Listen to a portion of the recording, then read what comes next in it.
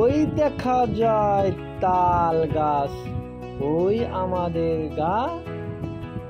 এই কবিতাটা সবাই ছোটবেলা পড়ে থাকবেন। আমাদের মির্জাপুর গ্রামের মধ্যে একটা তাল গাছ আছে।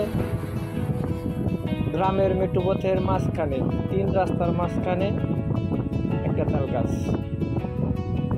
দেখতে পাচ্ছেন তাল গাছ। গ্রামের মেট্রোপথ ধরে আসতে হয় বাজার থেকে বাজারের করে।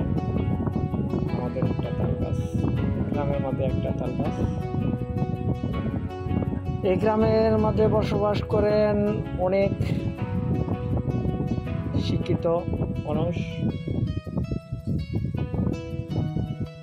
এই গ্রামের মধ্যে 4 জন বিসিএস, এক পরিমতে বিসিএস দিচ্ছেন তারা।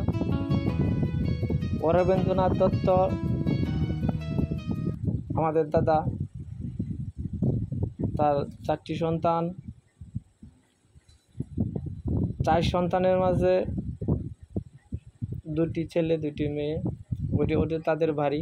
4 জনেই বিসিএস ক্যাডার। তারুণ দিনে ইউনিয়নের গর্ব। এক পরিবারের 4 জন বিসিএস। আপনারা দেখতেছেন তাদের বাড়ি। আর অরবিন্দ্রনাথ দাদা এই পুকুরের মধ্যে সবসময় বসে পাইতেন। আর যত লোক যাইতো, মানে ওই রাস্তা দিয়ে চলাফেরা করতো, সবাই জিজ্ঞেস করতো তোমার অবস্থা কীরকম। এই জায়গাটার মধ্যে বসে সবসময় বসে পাইত। উনি আমাদের মাঝে নাই।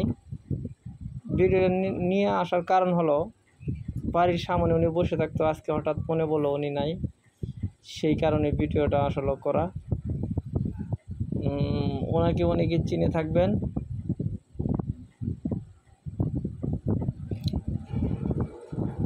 আমাদের গ্রামের মেট্রোপথ,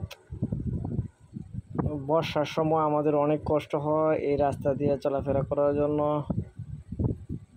যাই হোক, কিছু সংস্কার করার ফলে আমাদের রাস্তা দেখতে পারতেছেন মোটামুটি ভালো।